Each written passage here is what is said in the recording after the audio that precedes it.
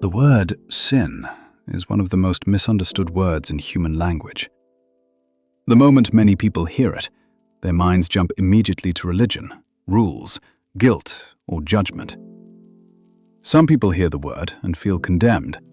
Others hear it and immediately reject it. And many people simply tune out the conversation before it even begins. But what if the word sin originally described something much deeper than religious rule-breaking? What if sin is not primarily about rules at all? What if sin is about alignment with reality itself? To understand this, we have to step back and revisit something we discussed earlier in this series: the nature of Yahuwah. If Yahuwah is the source of existence, the ground of being, the living foundation that sustains everything that exists, then reality itself is not random. Existence has structure. The universe operates according to order. Biological systems operate through delicate balances of chemistry and energy. Ecosystems maintain stability through interconnected relationships. Everywhere we look, we see evidence that reality is built on structure. Everything functions best when it operates within the conditions it was designed for. When something moves outside those conditions, instability appears. A fish thrives in water. Water is the environment that sustains its life. But remove that fish from water and place it on dry land, and something begins to happen almost immediately. The fish struggles. Its body cannot function the way it was designed to. Life begins to break down. Not because the universe is punishing the fish, but because the fish has moved outside the environment that sustains its life. This simple example reveals something profound about reality. Alignment with the structure of existence produces stability. Misalignment produces breakdown. And this principle does not only apply to biology or physics, it applies to human life as well. You can also sin against the very nature of your goals. Goals have rules and disciplines to follow to achieve them. If you sin against your goals, it delays or doesn't come to light at all. Truth stabilizes relationships. When people tell the truth, trust grows. And when trust grows, cooperation becomes possible. Integrity stabilizes communities. When individuals act with responsibility and honesty, societies become stronger. Wisdom stabilizes decisions because understanding reality helps us move in harmony with it. But the opposite is also true. Deception fractures trust. Selfishness fractures relationships. Corruption fractures communities and entire civilizations. Human life is constantly interacting with the structure of reality. Every choice we make either moves us toward alignment with truth, wisdom, and life, or away from it. This is where the ancient concept of sin begins to make sense. Sin is not simply breaking a rule written in a religious book. Sin is moving out of alignment with the structure of existence that flows from Yahuwah. It is living in a way that moves against the design of life itself. The scriptures hint at this idea in an interesting way. In the original languages of the Bible, one of the words translated as sin comes from a term used in archery. It means to miss the mark. Imagine an archer aiming at a target. The goal is alignment between the eye, the aim, the bow, and the target. When everything is aligned correctly, the arrow strikes where it is meant to. But when alignment is off, even slightly, the arrow misses the target. That miss is what the ancient language described as sin, missing the mark. And when we understand sin this way, something important becomes clear.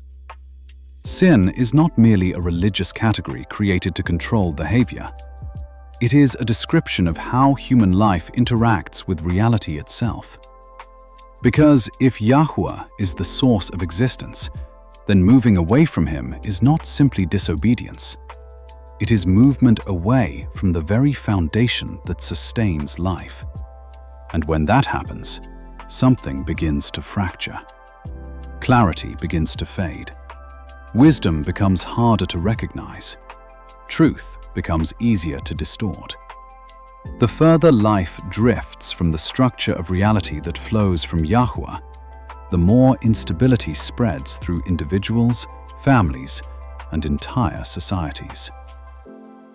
So, before we ask which specific actions qualify as sin, we must first understand the deeper principle behind the word.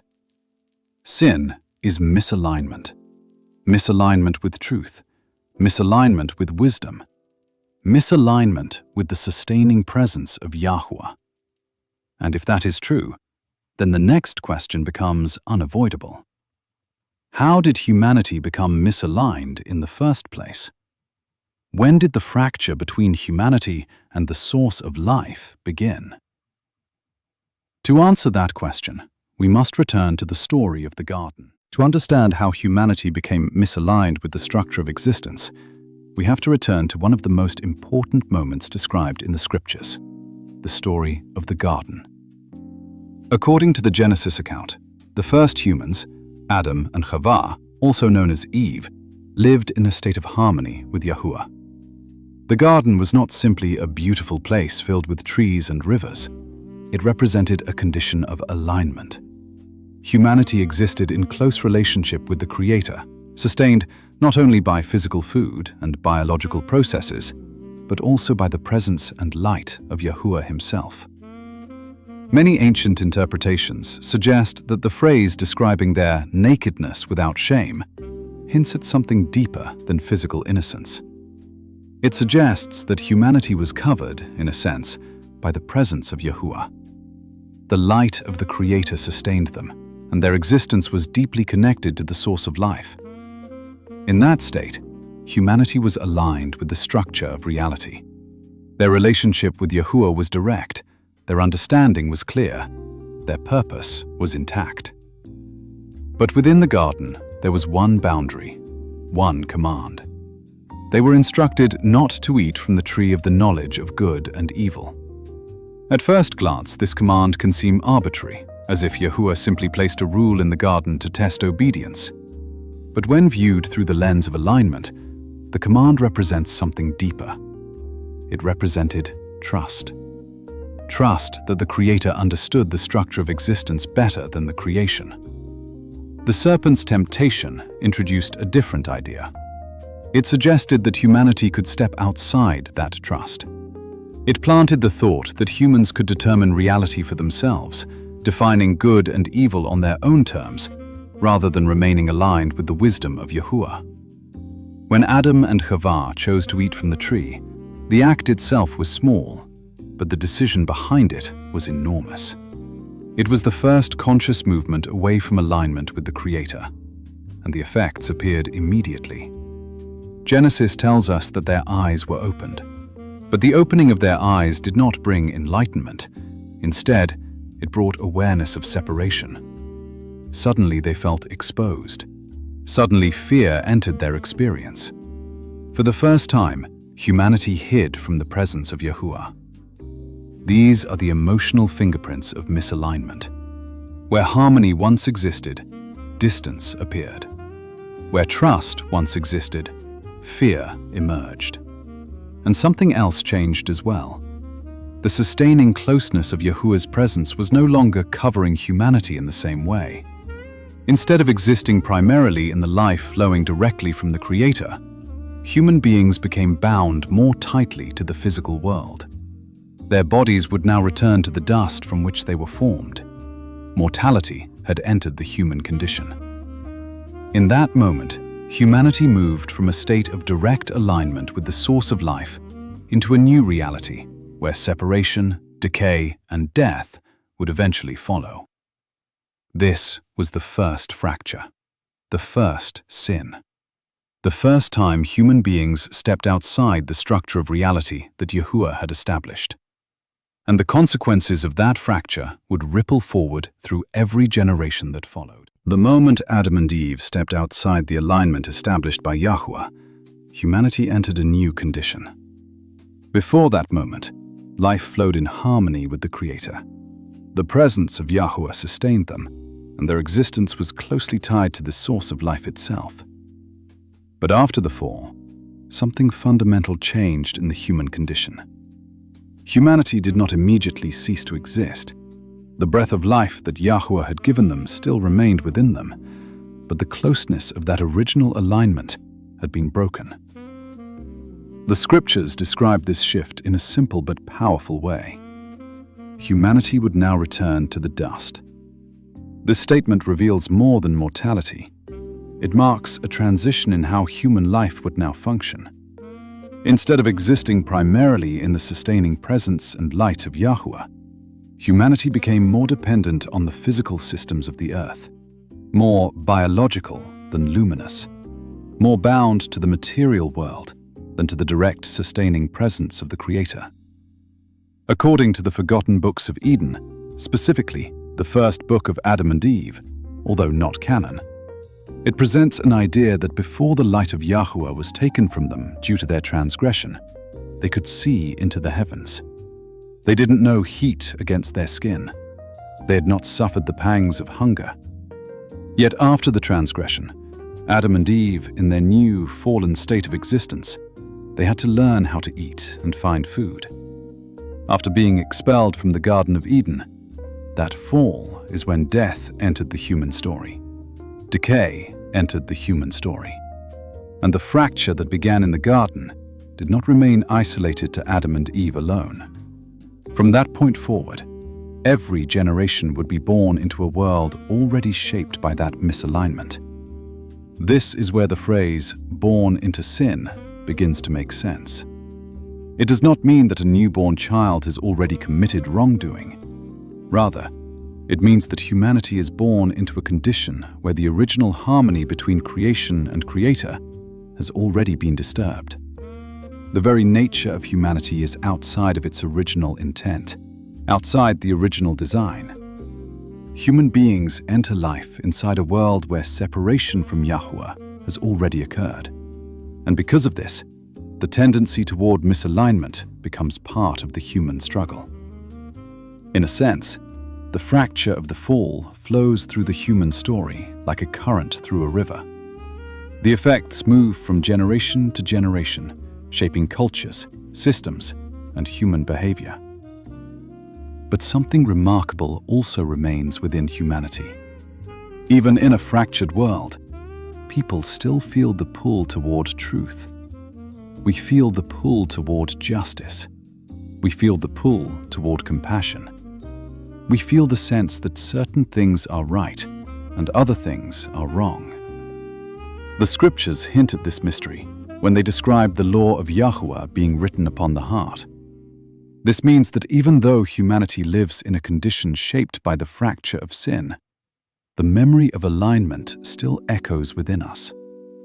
Two forces now exist within the human condition: the pull away from alignment that began in the garden, and the echo of alignment that still calls us back toward the Creator. This tension defines much of the human story. People often know what is right, yet still struggle to live according to it. We recognize truth, yet we are capable of ignoring it. We sense justice, yet injustice still spreads through the world. The fracture of the fall explains this contradiction. Humanity carries both realities within itself, the imprint of misalignment and the memory of alignment. And understanding this tension helps us see why the question of sin is not merely about moral behavior.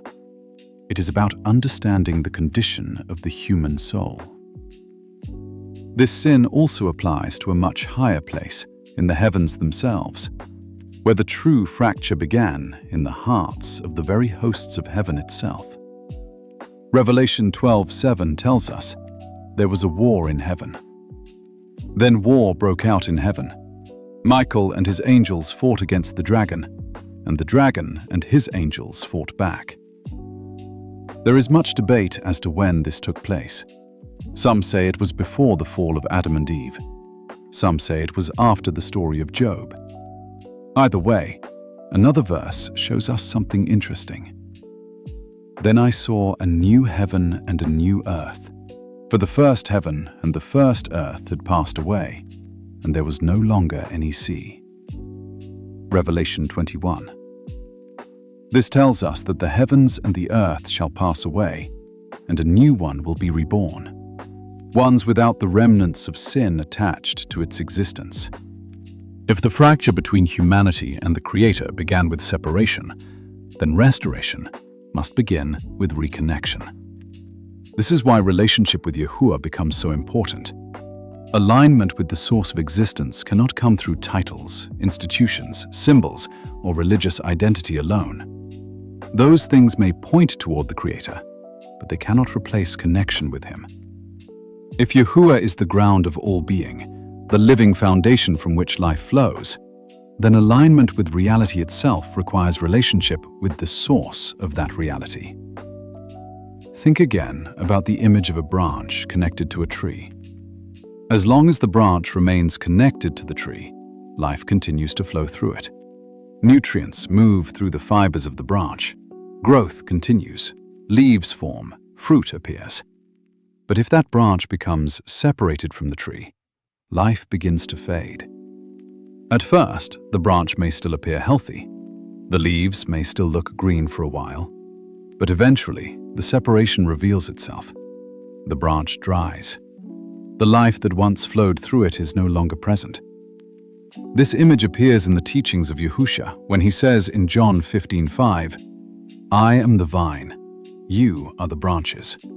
The one who remains in me, and I in him, bears much fruit. For apart from me, you can do nothing. The point of this statement is not religious performance. It is connection. Life flows through relationship with the source. The same principle appears earlier in the words of the psalmist. Psalm 1 describes a person who delights in the wisdom of Yahuwah as being like a tree planted by streams of water, which yields its fruit in its season and whose leaf does not wither. Both images point to the same reality. Life flourishes when it remains connected to its source. Human beings can continue existing physically even when they are disconnected from the source of spiritual life. The body breathes, the mind thinks, society moves forward. But without alignment with the Creator, something deeper begins to weaken. Wisdom becomes clouded. Truth becomes easier to distort. Purpose becomes harder to recognize. This is why sin cannot be understood only as individual actions.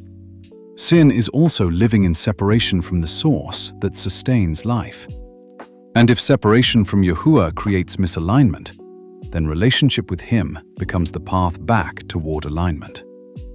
Not a distant knowledge about the Creator, not merely repeating words about Him, but genuine relationship, seeking Him, learning His wisdom, allowing the direction of life to move back toward the structure of reality that flows from Him. And when that reconnection begins, something shifts. Clarity returns. Truth becomes easier to recognize. The echo of alignment that still lives within the human heart begins to grow stronger again. The fracture that began in the garden does not disappear instantly, but the path back toward harmony becomes visible. And once we understand that sin represents misalignment with the Creator, another question naturally follows.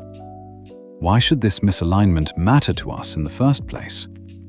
At this point, a person might reasonably ask an important question. Why should sin matter to us at all? If sin is simply a religious concept created thousands of years ago, then it may seem easy to dismiss it as something that only belongs to ancient traditions.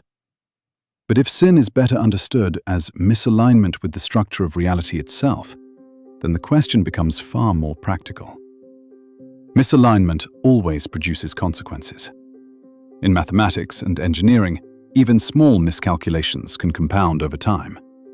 A bridge that is slightly misaligned in its foundation may appear stable at first, But as weight and pressure continue to build, the weakness eventually reveals itself. The same principle can be seen in human life. Small distortions in truth eventually weaken trust. Small acts of dishonesty eventually fracture relationships. Selfish decisions, repeated over time, begin to reshape character and influence the direction of families, communities, and even entire nations. What begins as a small misalignment can grow into something much larger. The ancient writers of Scripture seemed to understand this principle long before modern psychology or sociology began studying it. Proverbs 14:34 makes a simple observation. Righteousness exalts a nation, but sin is a reproach to any people. The statement is not merely religious language. It is describing a pattern that appears throughout history. Societies that cultivate justice, integrity, and responsibility tend to grow stronger and more stable. Societies that become dominated by corruption, deception, and self-interest eventually begin to weaken from within. The same pattern appears at the level of the individual. Modern psychology often speaks about the power of habits. Small behaviors repeated consistently begin to shape the pathways of the brain and the patterns of the mind. Over time, those habits influence how a person thinks, how they respond to stress, and how they relate to others. In other words, behavior shapes alignment. Choices that move toward truth, discipline, and responsibility strengthen stability within a person. Choices that move toward deception, impulsiveness, or selfishness often create internal conflict and relational damage. The Scriptures describe this principle in a very concise way. In Galatians 6:7, it says, "Whatever a person sows, that he will also reap." Again, the statement reads almost like a universal principle rather than a simple command. Actions produce consequences. Patterns of behavior produce patterns of life. Philosophers throughout history have recognized similar ideas. Aristotle once observed that character is formed through repeated actions.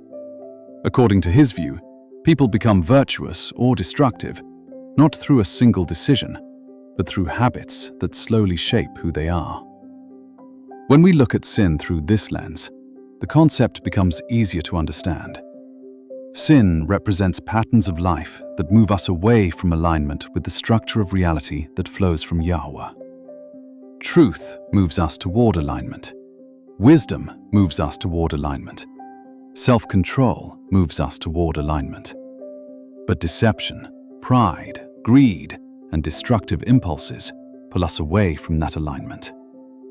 And because human life is deeply interconnected, the effects rarely remain isolated. Misalignment within a person affects relationships. Misalignment within families affects communities. Misalignment within communities eventually affects entire societies.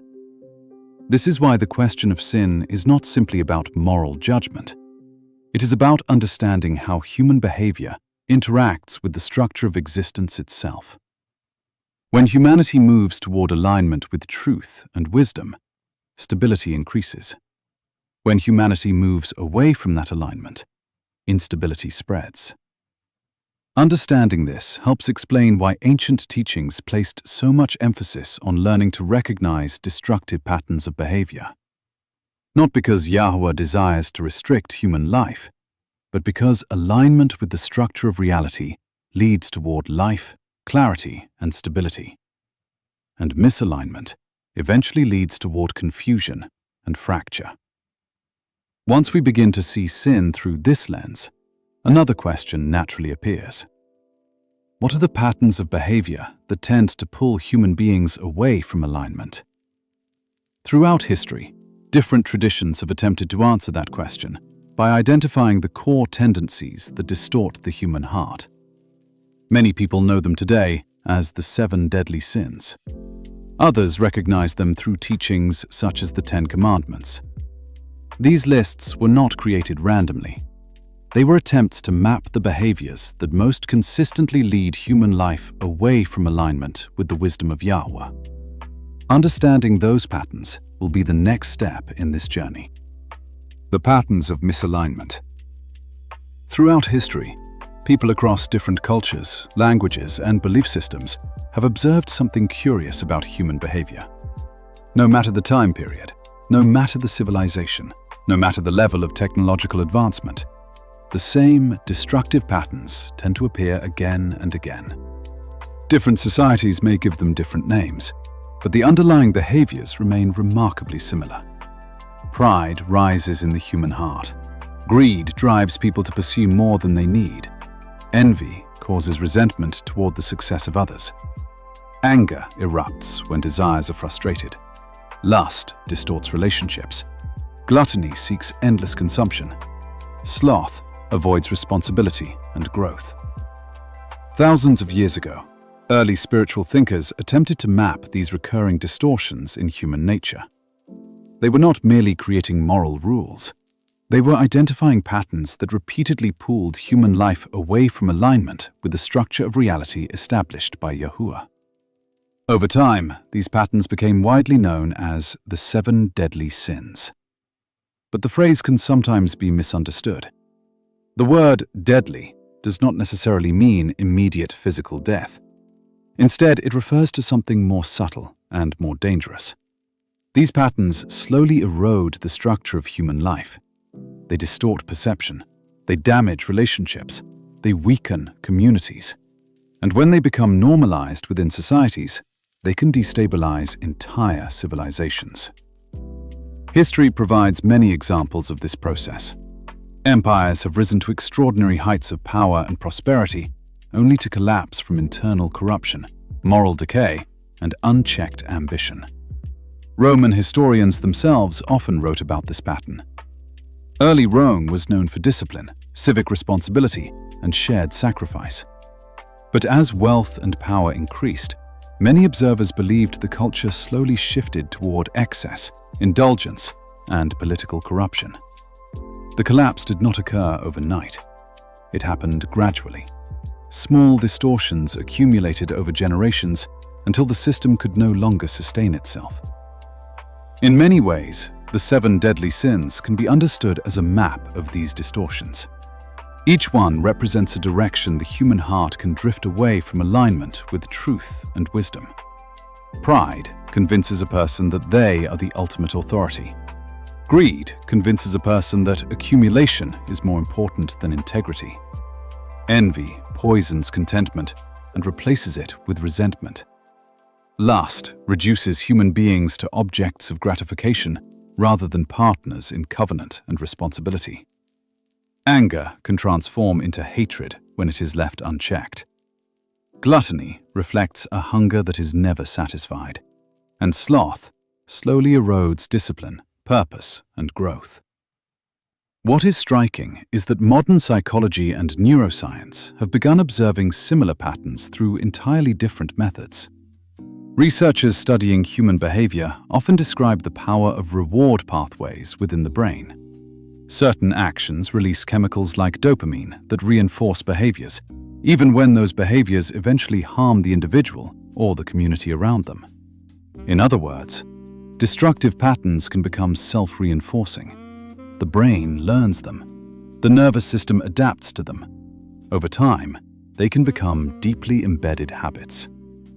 What ancient spiritual teachers described as sin sometimes appears in modern language as addiction, compulsive behavior, or maladaptive coping patterns.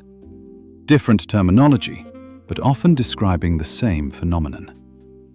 Human beings possess remarkable intelligence and creativity, yet we also possess a capacity to drift into patterns that undermine our own well-being. Understanding these patterns is not about condemning human nature. It is about recognizing the tendencies that repeatedly pull us away from alignment with the wisdom and structure established by Yahuwah. Because once those patterns are recognized, they can also be challenged. They can be resisted. They can be replaced with habits that move life back towards stability and clarity. But before we explore each of these patterns in depth, another important question appears.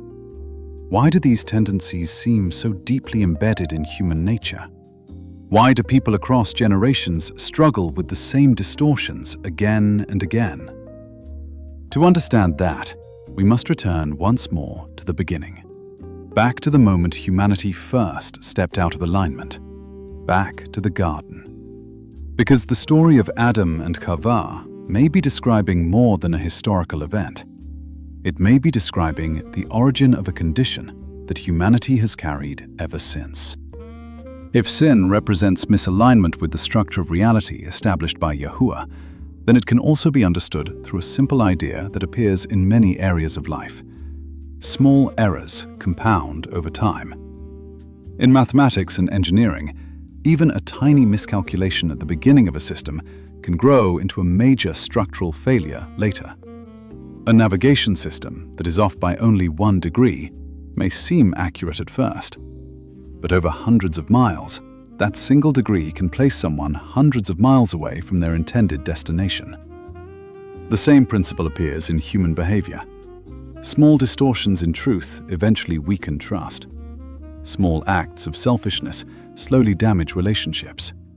Small compromises, repeated over time, reshape the habits of the mind and the character of a person. Misalignment rarely destroys a life immediately. It compounds. Ancient wisdom literature often described this pattern in very simple terms. In the Book of Proverbs, it says that the path of wisdom leads toward life, while the path of folly leads toward destruction. The language is poetic, but the principle is practical. Direction matters. A life pointed toward truth tends to stabilize. A life pointed away from truth slowly destabilizes. Modern science has begun observing similar patterns through the study of the brain and nervous system. Human behavior is reinforced through neurological pathways. When a person repeats an action, the brain strengthens the circuits associated with that behavior. Over time, those circuits become easier to activate, which is why habits become powerful forces in shaping a person's life. This process is often linked to the release of dopamine, a chemical involved in motivation and reward. Actions that produce pleasure or relief are reinforced by the brain, even when those actions eventually harm the person. In other words, repeated behaviors become embedded patterns. This helps explain why certain forms of sin can become deeply rooted in human life. They are not simply moral failures. They are reinforced behaviors that gradually shape perception, desire, and decision-making. Take pride as an example. A small sense of personal importance can slowly grow into arrogance if it is constantly reinforced. Over time, a person may begin rejecting correction, dismissing wisdom from others, and trusting only their own judgment. History shows that leaders who fall into this pattern often lead not only themselves, but entire communities toward instability. Consider greed. The desire for resources is not inherently wrong. Human survival requires food, shelter, and security. But when the pursuit of accumulation becomes detached from responsibility or compassion, it begins distorting priorities. Entire economic systems can become unstable when greed replaces stewardship. Lust provides another example that modern psychology has begun examining more closely. Human sexuality is deeply connected to bonding, attachment, and emotional connection. Studies of the brain show that sexual activity releases chemicals such as oxytocin and vasopressin, which help strengthen emotional bonds between partners. When sexual behavior becomes disconnected from commitment and covenant, those bonding systems can become fragmented. The brain begins associating intimacy with novelty rather than connection. Over time, this can distort expectations of love, weaken long-term attachment, and fracture relationships. What ancient teachings warned about in simple language often reflects deeper biological realities. Patterns of behavior shape the structure of the mind. The nervous system learns what we repeatedly practice, and those patterns do not remain confined to individuals. They ripple outward into families, communities, and entire cultures. This is why sin cannot simply be understood as breaking a rule written in an ancient text. It represents patterns of living that slowly pull human life away from alignment with the design established by Yahuwah. Truth stabilizes. Wisdom stabilizes. Discipline stabilizes.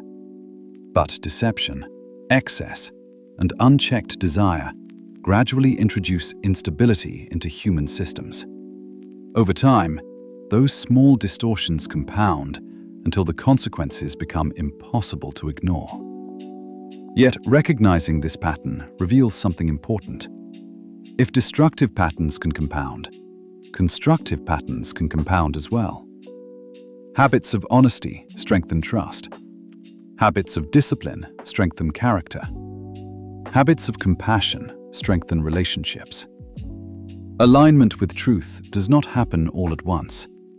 It grows through small decisions repeated over time. Which leads to one final question. If sin represents patterns of misalignment that distort human life, what does it look like to move back toward alignment with the structure of reality that flows from Yahuwah?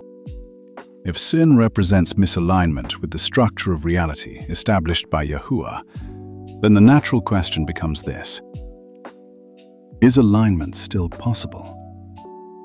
Throughout history, humanity has wrestled with that question. If the human condition has been fractured since the fall of Adam and Eve, if patterns of misalignment have embedded themselves into human behavior, then is there any path back toward harmony with the foundation of existence? The scriptures present a consistent answer. Alignment begins with relationship, not merely religious ritual, not external performance, but a genuine relationship with the source of life itself. If Yahuwah is the ground of being, then alignment with reality cannot occur while remaining disconnected from him. Just as a branch cannot survive apart from the tree that sustains it, the human spirit struggles when separated from the source of its design. This is why many teachings in Scripture emphasize seeking Yahuwah first. In Jeremiah, it is written, "You will seek me and find me when you search for me with all your heart." The idea is simple, yet profound. Alignment begins internally. It begins in the heart, the mind, and the intentions of a person. External behavior often follows internal orientation. When a person begins pursuing truth, wisdom, humility, and responsibility, their life gradually starts moving back towards stability. This does not mean perfection suddenly appears. Human growth is rarely immediate. Alignment, much like misalignment, compounds over time. Small steps toward truth reshape the direction of a life. Small decisions toward integrity strengthen character. Small acts of discipline slowly rebuild stability within the mind and within relationships. One of the most well-known teachings attributed to Yahushua reflects this principle clearly. Seek first the kingdom of Elohim and his righteousness, and all these things will be added to you. This statement is often interpreted as a promise of blessing, but it also reveals something deeper about alignment. When a structure is properly aligned, it becomes capable of carrying more weight. If a foundation is unstable, adding more responsibility or success only increases the risk of collapse. But when the structure is stable, growth becomes possible. The same principle applies to human life. When the inner foundation of a person begins aligning with truth, wisdom, and responsibility, their capacity to carry influence, relationships, and opportunity grows stronger. This may explain why so many ancient teachings focus first on the condition of the heart, rather than simply on outward behavior. Because alignment is not merely about rule-keeping. It is about restoring harmony between human life and the design established by Yahuwah. And when that alignment begins to grow, clarity grows with it. Wisdom grows with it. Peace grows with it. Humanity may never perfectly eliminate the tendencies toward misalignment that have existed since the beginning. But understanding those tendencies allows us to recognize them, to challenge them, and to gradually move back toward the structure that sustains life. With that being said, understanding sin as misalignment changes how we approach the entire subject. Instead of viewing it only as a list of forbidden actions, we can begin to see it as a map of the patterns that destabilize human life. In our next series, we will take a closer look at those patterns by exploring the core tendencies that repeatedly pull humanity away from alignment, what many traditions call the 7 deadly sins. If you enjoyed this video, like, subscribe, comment, share with your loved ones, your family now. And please, join us for our next video as we get into the 7 deadly sins explained. We love you. Take care, and I'll see you there.